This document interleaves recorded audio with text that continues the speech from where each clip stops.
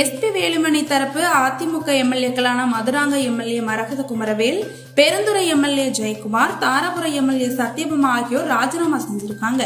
இவங்க 3 பேரும் ராஜினாமா செஞ்ச கையோட தாவேக்கால இணைஞ்சிட்டாங்க.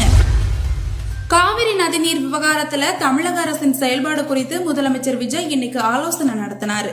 அப்போ மேகதாதானி விவகாரத்துல தொடர்ந்து சட்ட நடவடிக்கை விரைந்து எடுக்கப்படும் என விஜய் உத்தரவிட்டிருக்காரு. இந்தியா முழுக்க பெட்ரோல் டீசல் விலை இன்னைக்கு திரும்ப உயர்ந்திருக்கு. கடந்த 2 வாரத்துல எரிபொருள் விலை உயர்த்தப்படுவது இது 4வது முறையாகும்.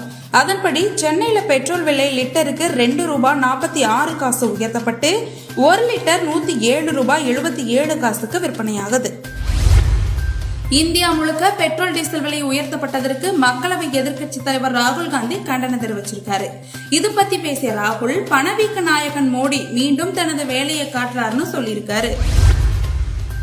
காங்கோ மற்றும் உகாண்டாவில் பரவும் எபோலா வைரஸ் சர்வதேச சுகாதார அவசர நிலைன்னு உலக சுகாதார அமைப்பு அறிவித்த நிலையில இப்போ எபோலா தடுப்பு நடவடிக்கை கண்காணிப்பை காங்கோ தீவிரப்படுத்திட்டு இருக்கு. 131 பேர் பலியாகி உள்ளதாக அந்நாட்டின் பொது சுகாதார மந்திரி சாமுவேல் ரோஜர் கம்பா தெரிவிச்சிருக்காரு. உலக புகழ்பெற்ற பிரெஞ்சு ஓபன் டென்னிஸ் தொடரோட முதல் சுற்று பாரிஸ்ல இருக்கிற புகழ்பெற்ற ரோலன்ஸ் கரோஸ் மைதானத்துல நேத்து நடந்துச்சு. இதுல 3 மணி நேர போராட்டத்துக்கு அப்புறம் ஜோகோவிச் வெற்றி பெற்றாரு.